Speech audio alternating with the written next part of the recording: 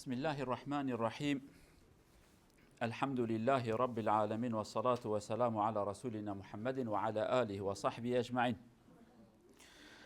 أيها الإخوة، اليوم نتكلم حول أول امتحان لصحابة الرسول صلى الله عليه وسلم. قلنا الصحابة تعلمنا عليهم، ودرسنا ودرس التاريخ الإسلامي. فأول امتحان تعرض له الصحابة وامتحان كبير، خصوصا هذا الامتحان بعد وفاة الرسول صلى الله عليه وسلم، وأول مرة يتعرضون لمثل هذا الامتحان الكبير، وسنرى كيف استطاعوا أن ينجحوا في هذا الامتحان. برايد عزيز إيرامي بحثا تسا تاريخ إسلامي لامتحان أول كصحابة كتنك بشتي وفاة بيغمبر عليه الصلاة والسلام.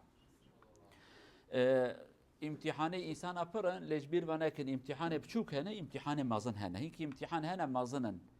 إنسان جرا نحاضر يعني دبي امتحانك بر مازن. مثلا تليا إنسان بيش شكلك هي وامتحانك شد بد بقول قلبته جرا عمليات بقلشه أبي امتحاني ماستره ياجي امبجن درانه كي بكشين شكلك إن الله قرشكا كاتا جرام جيكن أو امتحانك هذا يعني امتحان بشوك مازن هنا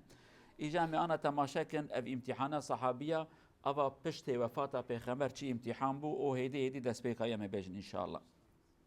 طبعا أول الامتحان الذي تعرض له الصحابة هو اختيار خليفة للرسول صلى الله عليه وسلم. هذا مشكلة كبيرة، والصحابة لا يدرون كيف سيفعلون. من المعلوم الصحابة أو الدولة الإسلامية كانت دولة حديثة، وكثير من الأحكام وقوانين خصوصا قوانين الإدارية كانوا جدد في هذا الأمر، لم يسبق لهم خبرة في هذا الأمر.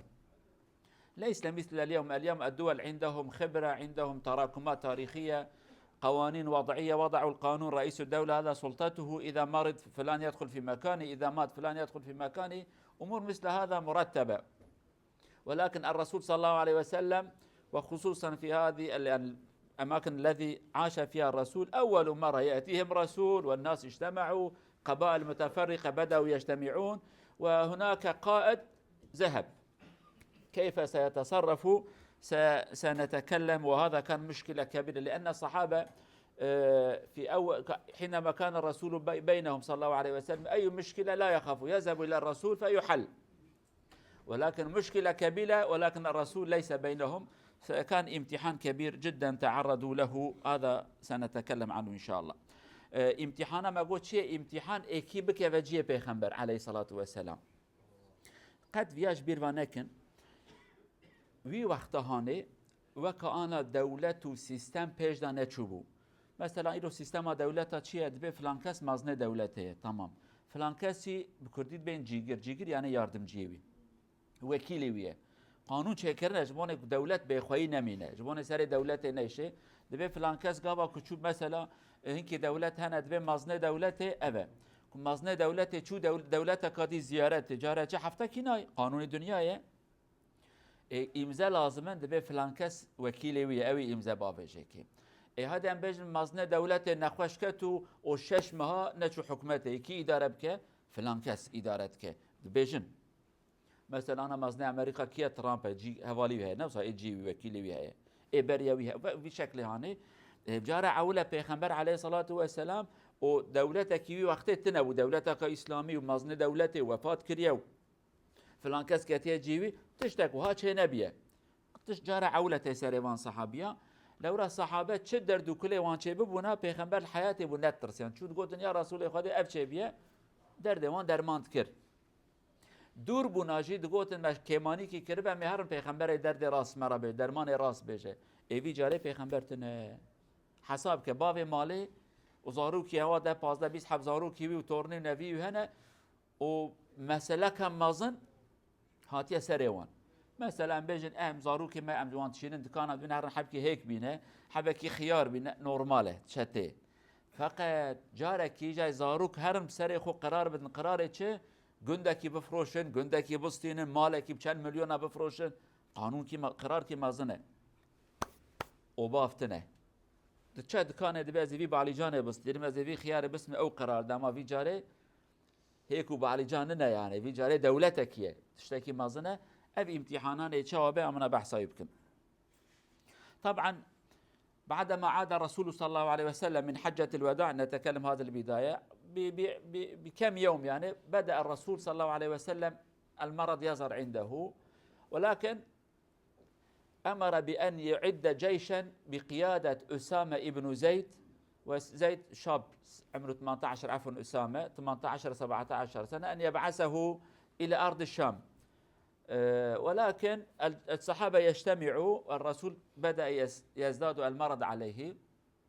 خلال الأيام الأخيرة الرسول لم يستطيع أن يذهب إلى صلاة ويصلي، كان يقول فليصلي أبا بكر بالناس. مرة عمر يصلي ولكن الرسول يقول أبو بكر فليصلي بهم. أبو بكر يصلي كم يوم، ولكن في الأخير الرسول صلى الله عليه وسلم الجند في الخارج المدينة ينتظر، يقول لنرى كيف يحصل، هل الرسول صلى الله عليه وسلم سيقوم أم سيحصل شيء آخر. ولكن في اليوم الأخير الرسول صلى الله عليه وسلم سمعوا خبر وفاته، فأصابهم مصيبة كبيرة جدا. ربما كثير منكم قرأوا التاريخ، بعض الصحابة جلس في بيته من الهم والحزن، ومن الصحابة مثل عمر رضي الله عنه قال أنا لا أقبل من يقول بأن الرسول قد مات، لأنه في أيام الأخيرة للرسول صلى الله عليه وسلم خرج هناك أشخاص يدعون النبوة مثل مسيلمة الكذاب وما إلى ذلك. فعمر يقول مثل سيدنا موسى عليه السلام، ذهب بقى عدة أيام 40 يوم فقالوا موسى مات ماذا حصل؟ فقال هو سيتكلم مع ربه وسيعود ويقطع لسان من يتكلم بهذه الأمور. فحصل مصيبة كبيرة جدا، فالصحابة كانوا في هم كبير. رسول انتقل إلى رحمة الله عز وجل، بعض الصحابة لا يقبل، ولكن في الأخير أتاهم أبا بكر الذي كان ربما أكبر من الجميع وله عمر طويل مع الرسول صلى الله عليه وسلم وله وزن بين الصحابة، فتأكد بأن الرسول قد توفي، فقال بأن الرسول صلى الله عليه وسلم قد توفي. وهناك كلام سيدنا عمر يقول بأن أبو بكر قال من كان يعبد محمدا فإن محمدا قد مات، ومن كان يعبد الله فإن الله حي لا يموت. فبعدما يقرأ آية وما محمد إلا رسول إلى آخر لا يقول فهمت بأن الرسول قد توفي فلم يحملان قدماي فسقط على الأرض. فهذا المشكلة الكبيرة، هو خبر الرسول انتشر والرسول قد توفي، ماذا سيفعلون؟ سنرى هناك مشاكل تعرضوا له بعد وفاة الرسول صلى الله عليه وسلم. پیغمبر ابيات کرتای سجوارا بجن پیغمبر سالا داوی چو حجا خوکر جرب کرمانجی هم بجن حجا خاطر خواستن، عربی ده حجة الوداع. چو پیغمبر خاطر جوان خواست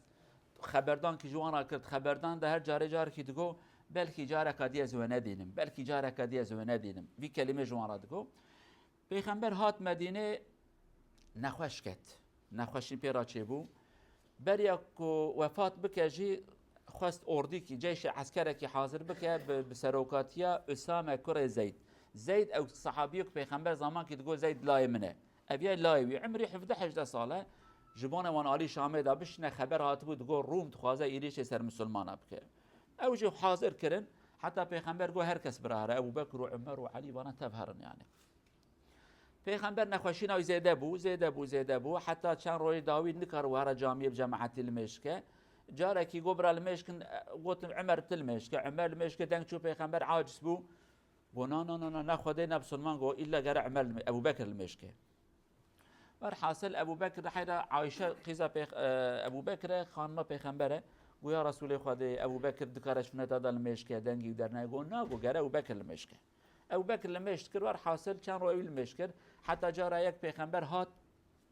ابو بکر امامه ابو بکر چو داوی او پیغمبر گونا ابو بکر چو داوی پیغمبر هات رونشت ابو بکر کلاکاوی پیغمبر رونشی دبیجه ابو بکر دنگی بلند که دنگی پیغمبر ناگجد و الله اکبر سمع الله لمن حمیده حتی پیغمبر دبی ابو بکر تشما چو داوی دبی یا رسول خدا ما زیده من الفیشت المشک بیاد ابن ابي قحافه ابو قحافه باب ابو بکر دبی کره ابو قحافه چت کار الفیشت پیغمبر المشک يعني دنگ پیغمبر دنگی خناکه ولكن داوی پیغمبر ایدی نکاره در که بعد مال خدا دبینه چند روی داوی روزا که تا وفات کرد رای سر اسبه خبشت المیاس بیج پیغمبر پرده مال خفت که تماشات که و حال صحابیه باشه لمشت که دکنجی دلی ورحت بکا بیج الحمدلله ابيك مون تربیه کریه وای بونا یک دو یکی لمشت کن کیفا پیغمبر ته حتی دبی صحابه عندك ما لمجا خدر که بیج پیغمبر باش و کیف کن لمشت کن لاوی ابو بکر چد به قیزام پیغمبر چاوید به الحمدلله ولا حالی باشه. سه ساعت در باس به خبر وفات پیغمبر ته خبر هات صحابه شوق بون او پیغمبر یک جه حست کردن خبر مرناوی هات هناك صحابه فقیرت مال خدا مان اجا ان ابي مشهور حضرت عمر در کد گو کی بیجا پیغمبر وفات کرد از سری وجهکم نکد گوتن پیغمبر نمرد گو وقتاوی ناتیه اجا وقتاوی ناتیه لورا دروی پاشین ده پیغمبر دا هنکی قبیله دور مدینه دست بکرند گوتن ام جیبه بن تشتکی ام مزناتیا بسلمان قبول ناکن یک جوان مسیلمه کد بجی مسیلمه دروچی جراد بجن او مسیلمه هانه ش پیغمبر مکتوب کیشان گو محمد نیوی عردش ترا نیوی جمرا هاوی کلمه هانه نیویش ترا نیوی جمرا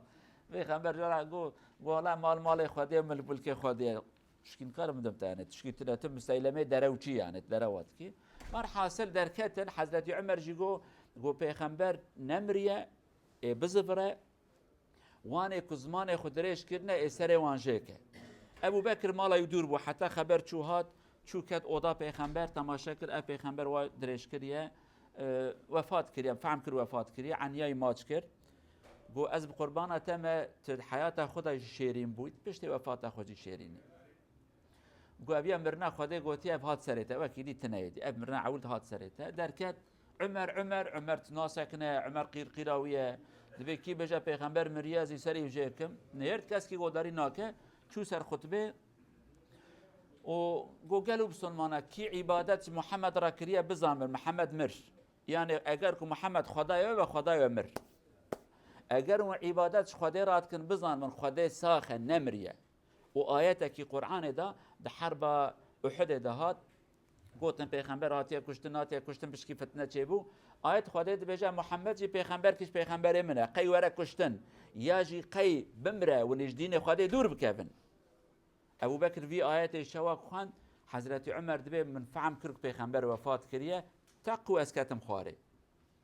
هیدی دبی از نکارون پیابسک دبی از کتم عرده وی پشتی وفات کرد ایجام چه بود چند مصیبت یعنی چند امتحان دنه هاتن سری صحابه ای چه بکن انا می بحثایی بکن چه ولا سریوان چه نه سریوان نزانه چه بکن بعدما تأكدوا بأن الرسول قد توفي صلى الله عليه وسلم نعم قلنا اختيار الخليفة كان أول المشاكل ولكن كان هناك مشاكل أخرى لا يعلمون ماذا يفعلون في أي مكان سيدفن الرسول هذا مشكلة تعرضوا له من سيقوم بغسله كيف سيغسلونه وكيف سيصلون عليه لا يعلمون أمور مثل هذا تعرضوا له ولكن في الأخير أتى الصحابة ومنهم أبا بكر رضي الله عنه كان قد سمع من النبي عدة كلمات ومن هذه الكلمات بأن الأنبياء يدفنون في مكان الذي توفوا فيه فحلوا هذا الأمر من سيقوم بغسل الرسول صلى الله عليه وسلم قالوا أهله علي عمه وهكذا أهل البيت وبعد ذلك كيفية الصلاة تأكدوا قالوا لا نستطيع أن نصلي عليه جماعة قالوا لا نستطيع أن نكون إماما على الذي كان إماما لنا فدخلوا عليه في غرفته لم يخرجوا من غرفته صلوا عليه أفرادا فكل هذا أخذ الوقت كثير لذلك توفي الرسول يوم الاثنين ودفن يوم الثلاثاء بالليل فأحيانا يقول كيف تعرضوا له مشاكل كبيرة شخص مثل الرسول توفي لا يعلمون ماذا سيفعلوا والصحابة لا قائد لهم من سيقوم بترتيب الأمور أحيانا نحن نجلس هنا نتكلم نقول من السهل ولكن لا تنسوا أمور كثيرة وإذا لم يكن الناس مستعدين له فيحصل مشاكل كثيرة خلافات نزاعات يضرب بعضهم ولكن الصحابة كل هذا المشاكل استطاعوا أن يقوموا بحله بهدوء وبدون خلاف وبدون مناقشة تشتك هاد سريوان درد مازن چبو يك پیغمبر وفات كر فهم كرن جالي كده هر کسی قبول كر آد دويا پیغمبر الكوره دفن كرن نزانن جارة عوله پیغمبر ببن جامعه مالاوي قبرستانه چه بکن نزانن کی پیغمبر بشو دردکی دنیه چوا سر لمیش بکم دردک وانا تف درد نونه نزانه چه بکن فقیره جارة عوله پیغمبر وفات کریه و افزات هانه جانوی ده حیات تنه چوا بکن وی نزانن خریبه يعني جبروی هواي ام چه بکن چه نکن لکو قبر جرا چه کن ابو بکر گو والله جار کی پیغمبر وها گوتیا تیبیرا من علیه الصلاة والسلام گوتیا پیغمبر لکو وفات بکن دویدا تین دفن کرن ایگو ما فهم کرد اویا تمامه لکو وفات کرد دمال خدا مالا کی جابو مالا عایشه بو یعنی اودا عایشه کی برا پیغمبر بشو پیغمبر بشو کی بشو کی نشو کی بشو والا برا عائله بشو حضرت علی عباس ابي اب حضرت عباس لای عباس و حبه کی خدمتکار کی پیغمبر قال لك نزیکی ابو 4 5 حبه و اوانه و هم پیغمبر بشون قرار دان حتی حضرت علی دبی ما قام بشون ده ام چاب بشون ام نزانن ام جلوی درخن جلوی در نخن ام یج نزانن ام چاب کن يعني عادت مريض شو جلوی در تخي نابره شوك و نابه که دبی قدنگه کی هات ما گو جلی پیغمبر ج در نخن دنگه کی وصات ما دبي حتاك ما ويشوشتي وكاكو ام بهش بن ما نظام بو ام چوات كن يعني في عجيبه هاني دا اتموسفير كي وساكنو دا پیغمبر شوشتن عليه الصلاه والسلام جلي در نخسن يروت نكرن يعني وانا تبي امتحانه مازن بون دفي تشقلا هاني دا چوا سر الميش بكن جماعتي سر الميش كن قوم نكار الميش كن امام مبو اما کیج به امام سر ام نکارن سر امام تیب کن او مالا ویجی جیک تدال مش کرن گو گرم دوی دال مش کردم جامی در نخن ویج مالای در نخن يعني مالجی اودا کاپچو که او قصه 20 متر 15 متر يعني وكان قصرایت نبو جبروی زمان کی درج لمش سرهات کرنه هر جاری 7 حب 5 حب 6 حب کتن نظر یک سر لمش کرن درد کتن یک کرن میرا کرو زاروکا کرو جنای سر کر يعني ور حاصل جبروی هوای وفات پیغمبر حتی که دفن کرن ابیا زمانه کی دريج گرد رویا دشمه تقریبا بجن ساعت نه ده سرس به وفات کرد روزا سه شمه به شب دفن کرن يعني نزي 3 ساعات کی فلان برکی در باصر بو اجا جانا دبجن بعربی دبجن ليله الاربعاء شوا چهارشنبه کد من شوا چهارشنبه کی کرد ما چه فهمت کن وانه ما بچکی واکنو عقل وان عالی شیعیتی دا چیه يعني دي روزا چهارشنبه به شب ها فهمت کن حال بك زمان عربي دك تقول شبا چهارشنبه يعني سهشنبه او شبا هانه مثلا ايرو ايواره ام جراد بين چه ام بيجن شبا سهشنبه اف شبا صبح يعني زمان عربي ده ساكنه مثلا بين ايواره عيده ايواره شبا عيده يعني او مثلا هانه بفي شكل هانه اوان مصيبات حل كرن ليه تشتكي جاد في نافذه در ديواني انا ما ظن ما انا بحث يمكن خلال كل هذا الأمور يعني الدفن الغسل ماذا سيفعل حصل أمر جديد والأمر هو اختياره من سيكون خليفة للرسول من سيدير المسلمين أول شيء تعرضوا له فبينما أهل الرسول صلى الله عليه وسلم أبا بكر وعمر وعلي فهؤلاء يستشيرون ماذا سنفعل سمعوا الخبر بأن الأنصار رضي الله عنهم اجتمعوا في سقيفة بني ساعدة الذي يذهب إلى العمرة يرى هذا المكان قريب من مسجد النبي صلى الله عليه وسلم حديقة يعني اجتمعوا سقيفة معنى الحديقة اجتمعوا هناك ويتكلمون من سيكون أمير فيأتي أحد الصحابة ويقول لأبا بكر أدرك المسلمين ماذا حصل الصحابة الأنصار اجتمعوا ويحب أن يختاروا أحدا سعد بن عبادة أو واحد آخر يكون أميرا للمسلمين ماذا نفعل نختار ما نختار شو نفعل فسيدنا عمر أبو بكر يأخذ معه عمر عفوا العمر يسمع الخبر فهو يعطي الخبر أبا بكر عمر وأبا عبيدة ثلاثهم يذهبون إلى هذا الاجتماع فلنرى ماذا سيحصل فيها أو ماذا حصل في هذا الاجتماع دنابا بي بكرديد بجن هنگامات في تشقلا مازن دا وفاتا وشوشتنا پیغمبر دفناوي خبرکی ته دبی ملت مدینه جوانت بجن انصار حجی وقتی هم چون حجی بلکی مدید که لکه جامعه پیغمبر هم چند دقیقه کلوی رو نشتن سقیفه جراد جی که ابو بکر دبی بو خلیفه بخشه کلوی دابول جامعه پیغمبر کو او با قبله واقعین و ملی راست که سقیفه بنی ساعد جراد بجن بخشه کی آن دوی مایه خبر ته دبی ملت انصاری ملت مدینه توپ ونه دبی ام یکی بکن خلیفه شخورا توبنا فقيرة خبرج عمر دبي أبو بكر دبي هر حال نخوشه وانا بي خبردان بي شورى يك بي خليفة بزحمته يعني أبو بكر وعمر وأبو عبيدة وان هرسي أنصارين عفوا مهاجرين ملت مدينة صحابية كيفن هرسي بهفرتشن نافا وان رودنين ودس بيت كن مناقشة كيف كن خليفة كينا كن خليفة أما أنا بلكي محفتاتي بحثاوي خبردان أنا بكن ولكن مسألة وهاتشي بو يعني لو ما أوقاسا مراسم دفنا پیغمبر بچکی دریج بو چند ساعت وداش در باز کردن يعني کی بکن خلیفه ام یاری که پیغمبر دفن بکن جالی که ام یکی بکن خلیفه اف مسألة نجد تشقلك ما زنبو. طبعا ربما بعض الناس الآن في جو الهدوء والحاضر وكل شيء يمشي مرتب يقول لماذا أهل المدينة والأنصار استعجلوا في تعيين الخليفة؟ إذا كان عينه في سلطة وكانوا يحبوا السلطة. هم يفكروا هكذا. الذي يفكر هكذا هو لا يفهم من أمور الدنيا شيئا، هو ربما أجهل الناس بإدارة الأحوال والأمور. ترى أو معظمكم هنا يشتغل له عمل، ربما نظافة، ربما معلم، ربما طبيب، أي عمل هناك مجموعة من الناس فهناك من يدير أمرهم. باللغة النرويجية نحن نقول داغلي ليدر، موجود. لا يوجد مجموعة من العمال ولا يوجد لهم أمير. فما بالك إذا كان الأمر يتعلق بدولة، دولة الإسلام لا قائد له ولا نائب الرئيس، فهل يعقل الصحابة يجلس ويقول خلاص نصبر، ما فيش مشكلة، لا بأس، عندنا وقت طويل ونحن نغسل الرسول، نصلي عليه، ندفن، نجلس 3 أيام نقبل التعازي والملوك والذي يأتي ويقدم لنا التعازي، وبعد ذلك يعني كأن الأمر هكذا سهل. مجموعة من الناس لا قائد لهم وهناك من يتربص بهم، وإذا هاجمهم عدو من الأعداء من سيقوم بتنظيم الجيوش؟ فالأمر ليس سهلا. الذي يفكر هكذا فهو لم يفهم من أمور الدنيا شيئا. تصوروا أحيانا يحصل موت فجائي لأحد القادة أو رئيس الدولة، فقبل ما يقوم بدفنه يعين واحدا حتى وعلى قيد الحياة، هناك من يقوم بإدارة أمر الدولة بعده. إذن الأمر في غاية الخطورة وليس هكذا سهلا. والذي يعترض عليهم اليوم لم يفهم شيئا من أمور الدولة ومن أمور السياسة. والصحابة كان معهم حق، ولكن ربما قد استعجلوا، هذا شيء آخر. ولكن علينا أن نفهم الوضع الخطر الذي كانوا فيه. نقطة بلكي ورا أقلوه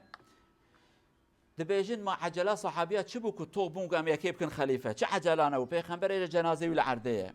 راسته أنبياء قبول بكن، فقط أبيك في قوتنا دبيجة أو برحتي وشقات ساكنة وكيف تكت كانت بيبقى صحابيا عاشق كرسي بون. أو أنا زركي سياسة الدنيا فعم نكري زركي دو دنيا دا وتابل فان دارا كارت كنا وسا كاري وتابا هيا ان کار سفک ام جرا بیجن جرا ارگانیزه نه لازمه کار پاکش کرنه یا جی کار دکانه یا جی کار فابریکا و کتدا ملت چه کارت که و قدی تیه کل جی که 5 حب 7 حب انسان هبن و یک سروکی وانتنه به دید بیجن تیم کار دکن 5 حب 7 حب 10 حب یا جی بحزاره هر یک وان ادارت که کار کی دکانه دا کار دکن یا جی وان پاکشیت کن یک شف وانه ان کار کی سفک ساعتها كي بي شفتنن يعني وتشم 5 حبجي كي كاردكن يك شفه ويه نوصا ام 5 حبتن مدرسه يك شفه ميه ام چه كاردكن يك شفه ميه ده هر كار دنيا ده شفه ميه عاقل قبول ك دولتك ورا اداره كرن سروكيتنه سروك مر دولتنا عقل بي قبولناك يعني تشتكي صحابيه كر تشتكي بادبي نبو تشتكي شاش نبو حقيقه ابو ابياج امتحانات وعجب بسرد كيفن نا كيفن يعني هنك شخوات بيجن برا چه بكرانا مثلا خليفتي خبر ندن كي با اداره بك دنگي خناكن بيغمبر لما دفناوي شوشناوي لما جاوي دفناوي هرتش خلاص بكن سي روجاي چادره كي وكن چادره تعزيه ملت هرا ورسره تساق بالفاتحه رح دولة دروا تديك دمره دولة دروا ملت شناد به هرم ناوت اوجي ورن حفتا كي دهرو فاشه اذا كورم كي يمكن مازن فرصت آنتن او شانس آنتن دستواندا او بلکه هیچ پیغمبر دفن نکرنه قبیله کی ایریش وانجی بکه يعني حاضر بون که ایریش کرن پر حاضر بون در سیاتی دم بقینن بلکه هیچ وانا لمجا پیغمبر نکرنه نزانه چه بکن تعقوب هزار انسان ایریش وان کرو و وان صافی جی کر اکی وان اداره بکه ادارتنه جبروی دولت مدرن دولت آنا وقتی که سروک وان دمره جارک تی مرنا جنش کاف ده هيا اند ابي داوي كيمر مازن ايران هبو يا ابي علي قبطر ايكت علي قبطر كته هيجا نزان چغات يسروي در حال گو فلان کس وظيفاويت كان در حال يكي كرن جيوي فلان کس اداره دولتت كان حتى فهم بكن جسروك مسا خان مريه كس كي احتراز نكر ها حياه ابا لازم دولتك بي سروك چود بيانه جبروي افتشتي هاني جرى انفعم بكن يعني تشتكي صحابيا كر تشتكي فالاننا تشتكي نخوشي نو حتى بعاقل بو تشتكي برباش بو طبعا هناك حديث كذلك نذكر حتى نفهم بأن الصحابة فهموا جيدا كيفية الإدارة وما أهمية الأمير. الرسول هكذا يقول في أمر بسيط: لا يحل لثلاثة نفر يكونون بفلاة، فلاة أي في الصحراء يمشون في الطريق، في فلاة من الأرض، إلا أمروا عليهم أحدهم. ثلاثة يمشوا، واحد لازم يكون أمير حتى يدير الأمر. فتصوروا دولة لا أمير له، هل يعقل هذا؟ حتى بعض الصحابة يقول: رأينا رجلين يمشون في الطريق، يقول والله الرسول يقول ثلاثة واحد يكون أمير، أنتم اثنين خلي واحد يكون أمير منكم، حتى لا يفوتكم هذا السنة النبوية. إذن القيادة نحن نحتاج إليه، وهذا شيء ضروري. تصوروا الآن الأمة الإسلامية أكثر من 50 دولة ولكن لا قائد لنا، خلاص مشتتين. الصين دولة واحدة ولكن له قائد يدير الدولة. 1.5 مليار صين، دولة واحدة يدير، ونحن 50 دولة نفس العدد تقريبا ولكن لا قائد لا أمير لنا، مشتتين. إذن القيادة شيء مهم، والصحابة كانوا يدركون هذا جيدا، لم يخطئوا حينما أسرعوا. حديثك پیغمبر عليه الصلاة والسلام يجبر بيجم كي إيرود نوا مدى تنه شخون نوا كرداتش زركي تنه نوا مدى قتنه. يعني پیغمبر دبي عليه الصلاة والسلام سيحب كتون جيها كي چولا كي دا يكي بكن سروك شخورا، يكي سيحب ها نه 5 حب نه 1000 حب، سيحب چون جي كي زاني چما دا خوش بريبات يعني. مثلا امي هرن جيها كي املكو بسكنن ام هرسي بهبره خبر دور ور ور ور ام دنگي مناچه كي ام هرن چه بخون از چه بخوم او هريك تشكي بجا ما قالك جيكي راغو تشافي ما تكر سروكي خو نك باوي ميتي ما بفروشي نا تكاري ما يدرب كي تعربا ما باجو خلاص او تي كلمات بجا ام چبكن ام چبكن وشكون ايك ما كريا سروك جا يكي بعقل بكن هيك يكي احمق ناكن هيك يكي زانا يكي فهم بك اداره شي ام بيج بري مورد سروك مي هذا ما اداره بك ام چبكن يا پیغمبر وها قوتي عليه الصلاة والسلام سيحب بن قريك بس روكي وان لو ما إنسان زانا واتك بجي كذا چند بيت فلان كاس تشافي ياجي داقل اللي دريا ما تكريا مدور أو ساكنه بيجن تم مدوري ما إدارة بك عيرة نكو ما أحمقناش بوني كاري ما برحت هارن ويرن پیغمبر بيت تشتكر حتى هناك صحابيات تشتكرن دبيت سيحب إنسانات ديتن نا دحب إنسان صحابي دبيت كورو والله ميفانن وسيحبنا پیغمبر قلت سيحب ليكيب كل ما ظن شخورا دحبنا يك برابا ما ظن اما ايرو تماشا ما بكن بحزارة مسلمان ما بمليون مسلمان بمليار مليار ونيف مسلمان كما ظن ما يعني الصين يك دولتك هي مليار ونيف دولتك هي مظنوي دولتي تبي دارتك ما امجي مليار ونيف مسلمان انا بيجي حفت دولتي ما انا هر دوله كده بيجي حب مظني ما انا يعني لو ما بنابن تشتكي يعني تشتكي صحابيه كر تشتكي شاش نبو صحابيه تشتكي كر تشتكي راس بو ام يجب زانبن. الى هنا نكتفي ايها الاخوه، والجمعه القادمه سنتكلم حول كيفيه اختيار الخليفه بين الصحابه ان شاء الله. الى ان نلتقي ابقوا في حفظ الله ورعايته. حتى حفتاتي امانه خدا من حفتاتي ان شاء الله.